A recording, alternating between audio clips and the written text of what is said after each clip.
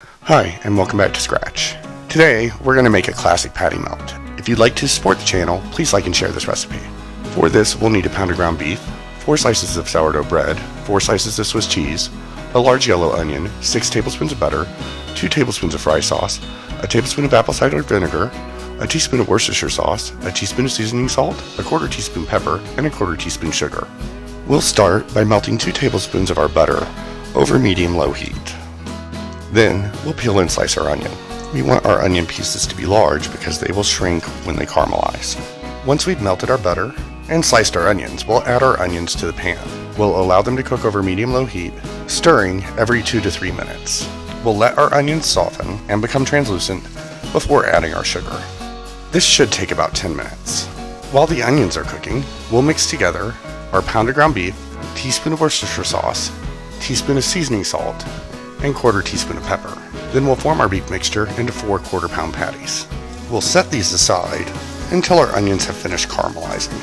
It's been 10 minutes and our onions have softened. To help the caramelization, we'll now add a 1/4 teaspoon of sugar and continue cooking our onions for about another 15 minutes. It's been about 15 minutes and the onions have finished caramelizing. We'll deglaze our pan with our tablespoon of apple cider vinegar and transfer our onions to a bowl and set them aside. Once we finish caramelizing our onions, we'll increase the heat on our stovetop to medium-high heat and melt 2 more tablespoons of our butter. Once our butter's melted, we'll cook our hamburger patties in batches if necessary. We'll add each patty to the pan and smash it flat. We'll allow them to cook for about 2 to 3 minutes per side before flipping. Once the patties are done, we'll set them aside until we're ready to assemble our patty melts. We'll reduce heat to medium, wipe out our pan, melt our final 2 tablespoons of butter, and toast our sourdough bread for about 30 seconds on each side.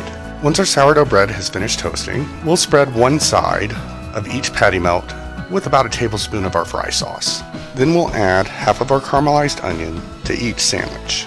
Finally, we'll put 2 patties and 2 slices of Swiss cheese on each patty melt before we squish the 2 sides of the patty melt together.